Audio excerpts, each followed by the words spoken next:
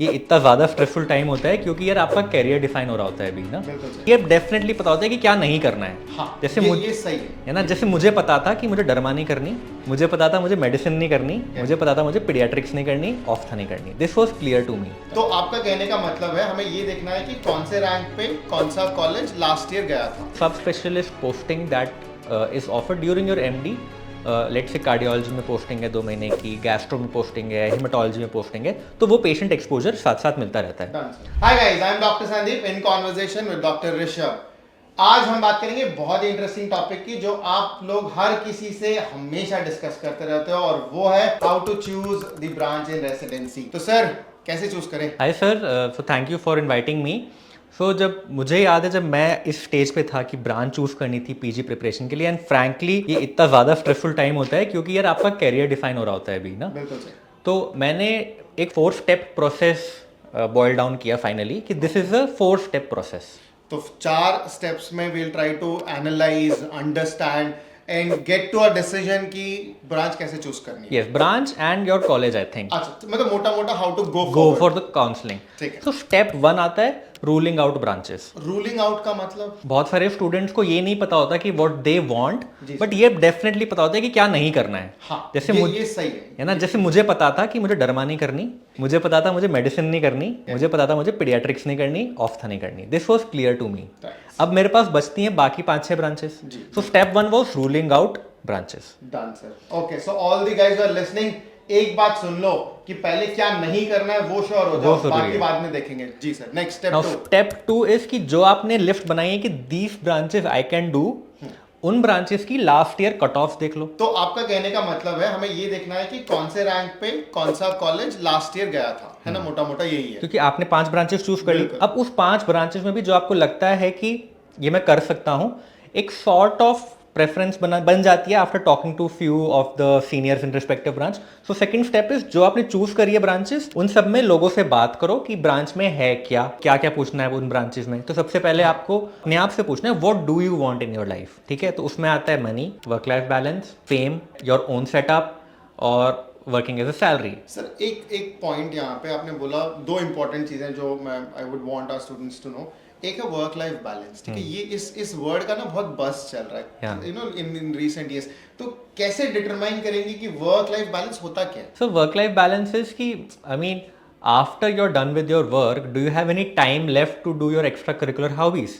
लेकिन रेसिडेंसी में most of the branches probably won't have time even after we finish, like Right, 9 to 5 तो होता नहीं है ना sir? Right, sir. So this work-life balance is predominantly post-residency that we are talking about. Right. तो मतलब जो बेटा work life balance का मतलब ये नहीं है कि डे 1 से 9 to 5 का मिल जाएगा। रेसिडेंसी में पूरी जान लगेगी, उसके बाद सर बोल रहे हैं कि आराम से जिंदगी काटने के लिए क्या चाहिए। रेजिडेंसी रेडियो की भी हेक्टिक होती है, बाय द वे। अरे क्यों नहीं होती सर? ड्यूटीज आपकी भी ड्यूटीज हमारी भी होती हैं, रात को आपको भागना होता है। CTMR रिपोर्टिंग के लिए रात भर हम लोग भी जगते हैं। सो रेजिडेंसी हेक्टिक होगी। हाँ, ये भी बता दो बच्चों को कि ऐसी कौन सी रेसिडेंसी ब्रांचेस है जहाँ पे शायद नाइट ड्यूटीज या इमरजेंसीज नहीं लगती हैं ज्यादा। So I think derma is one. Correct sir. Derma में कहीं कहीं लगती है, दिल्ली कॉलेज में भी लगती है, but overall if you talk about, derma is one. Then psychiatry में लगती है night duties because they have a ward, जहाँ भी वार्ड बेस्ड प्रैक्टिस है, अगेन वहाँ पे नाइट ड्यूटीज लगती है। इंटेंसिटी कम होती है, इंटेंसिटी थोड़ी कम होती है। Another thing comes emergency medicine. So emergency medicine में लोगों को लगता है कि हेक्टिक होगी, बट इमरजेंसी मेडिसिन क्योंकि कैजुअलिटी देखता है, it's a shift based branch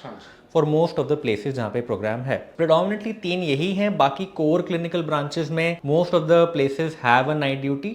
SR, JR, even early consultants do. ठीक है, उन सबकी कॉर्पोरेट प्राइवेट प्रैक्टिस में भी नाइट ड्यूटीज लगती हैं। So second pointer was you have done your cut off list का जो हमारा point. Second, first point ruled out branches, second point ruled in branches में decide what you want in life among these branches, make sort of hierarchy and see the last year cut off. Done sir. अब step 3 में क्या है? अब step 3 में definitely criterias ही होंगे। So step 3, after you have decided your list of branches, then see the colleges. You have already seen the cut-off list last year. उस cut off list के basis पे you see the colleges, and in the colleges see 3 important criterias. तो medicine वाले बच्चे को क्या देखना चाहिए? अगर कोई बच्चा सर्जरी ले रहा है तो उसको क्राइटेरिया में क्या देखना चाहिए? So medical branches, what I have seen from my seniors और from my batchmates is that your learning, your training predominantly depends on how much patient load your hospital has, and also subspecialist posting that is offered during your MD. Late से cardiology में posting है 2 महीने की, gastro में posting है, haematology में posting है, तो वो पेशेंट एक्सपोजर साथ साथ मिलता रहता है। Done, sir. सर्जिकल में सर आप बताएंगे क्या ज़रूरी है? देखिए सर सर्जरी में again patient load matters a lot, ताकि आप वैरायटी ऑफ केसेस देख सको। सब specialities matter a lot. For example neurosurgery का एक्सपोजर है, थोरेसिक का है, एब्डोमिनल सर्जरीज है, बट मोर इम्पोर्टेंटली एक बज है कटिंग चांसेस को लेके। I would like to clarify बेटा, cutting chances does not mean कि आपको डे 1 से काटने को मिल रहा है। वो किसी भी रेसिडेंसी में नहीं मिलेगा। फर्स्ट ईयर में you will have to run through wards, your casualties, your the pre op workup, वो सब रहेगा। सेकेंड ईयर में you start assisting, final year में you start getting in good medical colleges. As of today हर जगह final year वाले बच्चों को इनफ कटिंग मिल जाता है। Again all those kids who are listening right now, I believe कि शायद आप जनरल सर्जरी पे नहीं रुकोगे, at least you will add on doing laparoscopic advance और एटलीस्ट सम फेलोशिप और सब स्पेशलाइजेशन। वहां पे you will have to think about of getting more hands on rather than cutting chance, ठीक है। तो cutting chance will also depend upon the patient load. So जो medicine का criteria मोटा मोटा सर्जरी का भी वही है, बट ये देख लेना कि फाइनल ईयर में you are getting good amount of exposure to cut और not in terms of hands on. तो ये surgical criteria Within the college, first is medical branch versus surgical branch. Then the second criteria is bond. So, कौन सा bond है? sir, bond are of 2 types in a residency. One is a service bond that you serve after your MD or MS. So, for example, Maharashtra has a 1-year service bond after PG. So, after you're done with your PG, you have to state service, not rural service, for 1 year within Maharashtra. Delhi में कोई service तो नहीं है ना? दिल्ली में no bond, UTs में no bond है। UTs में predominantly no bond. ठीक है. So, second one was ये तो service हमको bond. पता है, ये This was service ये bond. हमको पता है। अब और कौन सा बॉन्ड So है? second type of bond is what is known as a study bond, also known as a seat leaving penalty. एक सेकंड, व्हाट? कौन सा बॉन्ड? Study bond. ये कौन सा नया लेके आए हो? So this bond is present in almost all colleges of India, be it Central Institute, Delhi College or State College. So this is nothing but if you leave the course in between. So आपने MD के 6 months बाद या 1 year बाद resign कर दिया, then what is the penalty that you have to give? So that is called a study bond. That is study bond or sometimes referred to as seat leaving penalty. अच्छा, तो मोटा मोटा एक ही बात हो गया। Yes. तो बेटा on in general there are only single admissible bond, that is service bond. वो आपको देखना है कि study bond हर जगह लागू है। तो वो आपके क्राइटेरिया में नहीं है। आपके क्राइटेरिया में ये देखना है कि सर्विस बॉन्ड कितने इयर्स का है, Yes. है या नहीं है। ठीक Now है the ना? third important criteria in choosing a college is proximity to your state or proximity to your hometown, your native language, how comfortable you are talking to the patients and building a network through your residency. Now fourth criteria, sometimes I add it is academics, and I've kept it last because residency में faculty teaching per se is very less. Faculty classes बहुत कम होती हैं. So your main learning is through self study, through reading up cases while seeing patients, etc. And frankly sir, आपको भी पता है exam से पहले ही पढ़ाई होती है. I would like to add one very interesting point here. Residency में होता ये है कि ना विदाउट नोइंग हम पढ़ जाते हैं। हाँ, केस डेफिनेटली देखा, पैसिव लर्निंग हाँ, इतनी होती है। पैसिव भी, और जैसे फॉर एग्जांपल कोई केस देख लिया, किसी ने सवाल पूछ लिया और लगता है कि नहीं आया, अब घर जाके एक बार देख लेते हैं तो वो टॉपिक रजिस्टर हो जाता है। ऐसे करते करते और अब 2 साल अगर आप अपनी रेजिडेंसी ढंग से कर लो ना, तो मोटा मोटा एक 50% पढ़ाई हो जाती है, और बाद में प्रॉपर टेक्स्ट बुक लर्निंग तो एग्जाम से पहले ही होती है। एमडी एग्जाम, एग्जिट एग्जाम से पहले ही होती है। So first step was ruling out branches, second was in the cutoff, third was choosing a college based on these criteria, and I think fourth criteria is after you have done with listing your branches of choice and your college of choice, then then is the time जब थोड़ा personal decision and dicey decisions आते हैं. देखो मेरे को बच्चे के पास ना, मतलब before you elaborate on your fourth criteria, एक सवाल जो हर बच्चा would have also had the similar questions कि सर ब्रांच बड़ा कि कॉलेज? सी ओवरऑल अगर आप देखा जाए सो इट इज ब्रांच बड़ा ओवर कॉलेज, बट अगेन ये 3 स्टेप प्रोसेस मैंने इसलिए बताया क्योंकि हमको नहीं पता यार हमारे लिए कौन सी ब्रांच अच्छी है.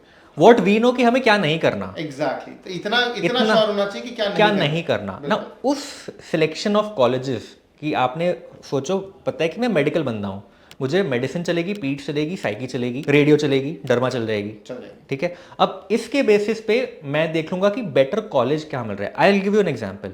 लेट्स से किसी की ऐसी रैंक है जिसमें उसको एमडी पीड्स मिल रही है at a very good college, and MD medicine मिल रही है at a slightly less preferred college, because peds की कट ऑफ पीछे जाती है, है ना. नाउ अब उसको ये डिफाइन करना है कि क्या मेरे लिए am I fine with doing paediatrics. Like मैंने पोस्टिंग लगाई अपनी एमबीबीएस में अब पीडियाट्रिक्स में एडवांटेज क्या है कि सुपर स्पेशलाइजेशन भी आप कर सकते हो सारी एडल्ट ब्रांचेस में after your done with your MD. So this is you know a personal game कि आप अगर टायर 1 सिटी में रहते हो या सेंट्रल सिटी में रहते हो, मेट्रो में रहते हो, वहाँ पे मुझे पीड्स मिल रही है, I am more incline to staying in a tier 1 city, then it is your personal choice. But अगर आपको ये कीड़ है नहीं, मुझे आई हेट किड्स, मुझे नहीं कहना लगता उनसे, मुझसे नहीं बात होती बच्चों से, then you know it is again a personal choice in that regard. बिल्कुल सर. एक और ये भी है ना कि बच्चे बोलते हैं सर ये एंड ब्रांच चाहिए, एंड ब्रांच. ठीक है, ये एंड ब्रांच बताओ बच्चों को होता क्या है. सो फ्रैंकली आजकल कोई एंड ब्रांच नहीं रह गई है, because एसआरशिप most of the branches require and I recommend you should do SRship at least for 1 or 2 years, और अगर मन करे तो even a fellowship. So अगर देखा जाए most of the branches are a 6-year program. मोटा मोटा मतलब when we were you know getting into the residency time हमारे पास एंड ब्रांच होता था ortho, radio, derma, paediatrics, because बोलते थे कि आगे सब स्पेशलाइज करने की जरूरत नहीं पड़ती. But now when you look at the ortho guys, they are doing spine fellowships, they are doing joint replacements, copy, sports medicine, वो फुल ब्लोन हो गया. डर्मा वालों को भी है, रेडियो का तो intervention radiology, you know go on and on and on, you have other sub specialities. So technically talking there is no end branch per se. तो 6 साल आपको अपने ब्रांच में इन्वेस्ट करना पड़ेगा. Yeah, what people mean by a non-end branch like medicine surgery ki I think you would elaborate better on this ki for a surgical specialty doing an MCH and especially if you're trying to build your name in a tier 1 and tier 2 city is sort of a necessity. तो mandatory हो गया sir. Great humbleness and disclaimer I'm telling you, if you plan to settle down in a tier 1 city, because people are more aware, more educated, they want to get treated by you know some subspecialist who is good at that particular organ. सो आपके लिए MCH करना mandatory हो जाएगा. अब MCH करने के बाद again you have to do some amount of time period that you to spend like an SRship only. तो वहां पे 1-1.5 साल वहां पे भी लगेगा. तो बेसिकली सर्जरी जो है और मेडिसिन पर that matter no it goes to 8 years. तो जो आपका सब वैसे एंड ब्रांच वो 6 साल का हो गया है और जो नॉन एंड ब्रांच वो 8 साल का हो गया है. तो इट इज मोटा मोटा time investment. I would like to add another important point कि जो हम डिस्कशन कर रहे हैं ना end branch non end branch की, these are more sort of relatable for a job based career. जी. So let's say you are opting to be in a corporate or joining a hospital. Those are the places which require a subspecialist in each field. Let's say if you have a background of your own, आपका अपना setup है, parents are doctors, you can very well let go of being a super specialist. Again, if you want to, you're thinking of opening your private practice at a smaller scale in a smaller city, again you can let go of being a super specialist. But ऐसा भी नहीं है कि smaller cities में super specialist की need नहीं है. वहाँ पे भी if you go and start your urology practice, it will boom like anything. Correct. Branch choose करने के लिए जो जो लगेगा सर ने ऑलरेडी लिस्ट आउट कर दिया. तो क्विकली एक बार रिकैप ले सर. क्या क्या स्टेप नंबर 1 हमारा क्या था? Rule out branches. Step number 2 क्या था? In the branches, see the last year cutoff list. Step number 3 क्या था? Choose a college based on 3 important criteria: bond, patient load, academics. और फोर्थ हमारा लास्ट क्या था? A better college and a better branch. So I'll give you an example. What students usually do कि medicine अच्छी लगती है पीठ से, मेडिसिन की A to Z लिख देंगे. ठीक है, मैमसी से लेके Assam medical, Tezpur medical college Assam तक लिख देंगे, फिर पीठ मैमसी का स्टार्ट करेंगे. नहीं, ऐसे नहीं करना है. बिल्कुल ऐसे नहीं करना है. ठीक है, आप पहले अपनी चूजन ब्रांचेस में टॉप कॉलेजेस भरो. सो टॉप 10 मेडिसिन भरो, टॉप 10 पीठ भरो, उसके नीचे भरो. ठीक है, ऐसे नहीं करना है कि A to Z मेडिसिन भर दिया है फिर टॉप मेडिसिन से पीठ से स्टार्ट कर रहे हैं. Correct, absolutely.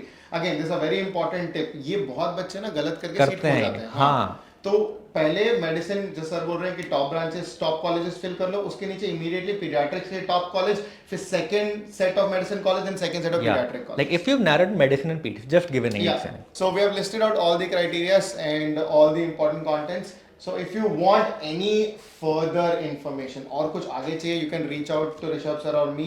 You can tag us on PW Meded or on Instagram channel. You can put the your questions in the comment section. We'll make a video on that as well. Great. We'll do that as well. So with that, signing off. Thank you guys. Thank you sir. Thank you sir. All the very best for your upcoming NEET PG counseling.